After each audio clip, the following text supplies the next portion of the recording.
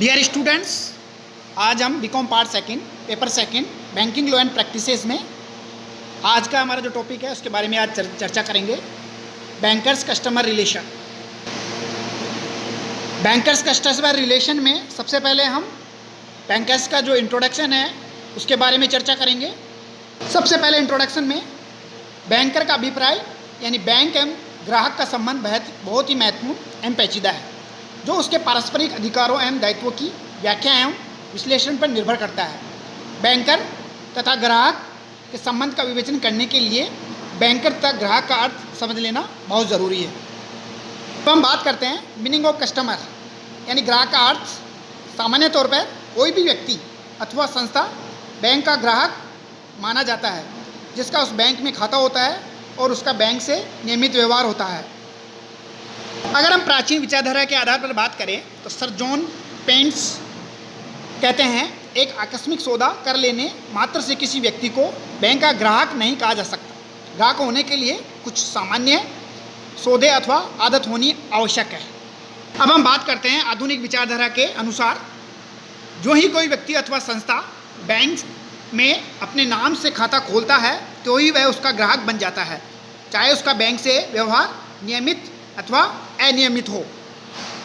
Doctor heart के अनुसार एक ग्राहक वह है जिसका बैंकर के पास कोई खाता हो या जिसके लिए कोई बैंकर स्वतः बैंकर के रूप में कार्य करने का दायित्व अपने ऊपर लेता है। अब हम बात करते हैं ग्राहक कहलाने की जो दो शर्तें हैं, यानी ग्राहक की जो कसौटी है। पहला, बैंक में अपना नाम का खाता हो, और दूसरा, जिस बैंक के साथ बैंकिंग व्यवसाय का व्यवहार हो, चाहे वह नियमित हो अथवा आकस्मिक ही क्यों न हो। हम बात करते हैं relation between bankers and customer, अर्थात बैंकर तथा ग्राहक का जो संबंध है वो कैसा हो। बैंकर तथा ग्राहक का संबंध उसके पारस्परिक अधिकारों एवं दायित्वों की प्रकृति, व्याख्या एवं सीमाओं पर निर्भर करता है। आधुनिक युग में बैंकों के कार्य में विविधता तथा व्यापकता के कारण बैंकर तथा ग्राहक का संबंध भी बड़ा पेचीदा एवं बहुआयामी बन गया है।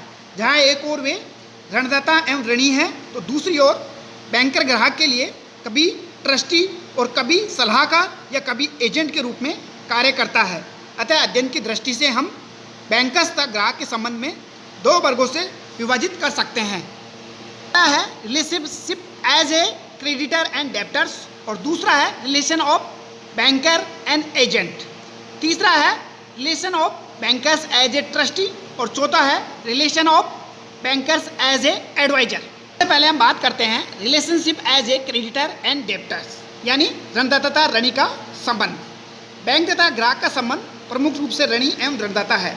एक दूसरे की स्थिति ग्राहक के खाते की तात्कालीन स्थिति से निश्चित की जाती है। बैंकर तथा ग्राहक के ऋणी ऋणदाता के जो संबंध की जो विशेषताएं हैं उसके बारे में हम कह सकते हैं। पहला, बैंकर और ग्राहक अपने खाते में बैलेंस की स्थिति के अनुसार ऋणी एवं ऋणदाता दोनों हो सकते हैं। दूसरा, जब जमा राशि ग्राहक द्वारा मांग पर देय है। तीसरा, मांग पर समय और स्थान उपयुक्त हो।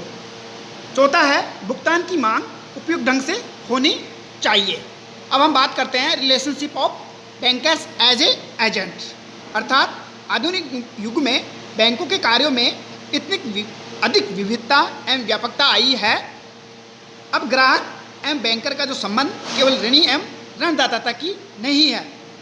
अब बैंकर अपने ग्राहकों के अभिकर्ता के रूप में कई कार्य करता है, जैसे पहला, ग्राहक के बिलों, चेकों, हुंडियों, प्रतिज्ञा पत्रों आदि का भुगतान लेना। दूसरा, ग्राहक की ओर से ब्याज, बीमा, किराया, चंदा तथा ऋणों की जो किस्तें हैं उनका भुगतान करना। तीसरा, ग्राहक की ओर से अंशों, ऋणपत्रों, बॉन्ड तथा अन्य प्रतिभूतियों का क्रय विक्रय करना। चौथा है ग्राहक के लिए ब्याज, लाभांश, किराया, ऋण की किस्तें आदि वसूल करना।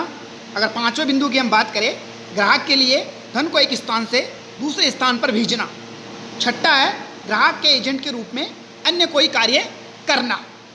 हम बात करते हैं relationship of bankers as a trustee. आजकल बैंक एक ट्रस्टी के रूप में अपने ग्राहकों को कई जन उपयोगी सेवाएं उपलब्ध करवाता है। बैंकर ग्राहकों के बहुमूल्य आभूषण, महत्वपूर्ण प्रपत्र, धन आदि की सुरक्षा करते हैं तथा मांगने पर वापस लौटाने का दायित्व भी लेते हैं। अगर हम बात करें बैंकर्स उनके लिए एक ट्रस्टी के रूप में कार्य करता है। पहला बिंदु, सुरक्षित प्राप्त वस्तुओं की उपयुक्त प्रविष्टि यानी प्रॉपर एंट्री करता है वो। दूसरा है सेफ्टी ऑफ प्रॉपर्टी यानी उसकी जो संपत्ति है उसकी वो सुरक्षा प्रदान करता है। तीसरा, फैसिलिटी ऑफ इंस्पेक्शन यानी निरीक्षण की जो सुविधा है वो उपलब्ध करवाता है। चौथा, हैंडलिंग ओवर ऑफ प्रॉपर्टी यानी सुरक्षित संपत्ति की वापसी। पांचवा है लायबिलिटी ऑफ कंपनसेशन यानी क्षतिपूर्ति का उत्तरदायित्व। अगर हम बात करें छठे, फॉर स्पेसिफिक पर्पज यानी किसी विशेष उद्देश्य से रखी गई जो धरोहर है उसके क्षतिपूर्ति का कार्य भी बैंकर्स के रूप में किया जाता है। अगर हम बात करें relationship of bankers as a advisory, तो आज के युग में बैंकिंग व्यवसाय की जो जटिलताएं हैं, वित्तीय मामलों की जो विशिष्टता है के कारण आधुनिक बैंकें अपने ग्राहकों के लिए परामर्शदाता के रूप में भी कार्य करता है। बहुत से बैंक अपने ग्राहकों को परामर्श देने के लिए एक एडवाइजरी सेल की स्थापना करते हैं। ये बैंक ग्राहकों को अपनी पूंजी इन्वेस्टमेंट की सलाह देते हैं, वित्तीय मामलों को निपटाने की भी सलाह देते हैं। बैंकर्स को अपने ग्राहकों को बड़ी सावधानी एवं ईमानदारी से सलाह देनी चाहिए।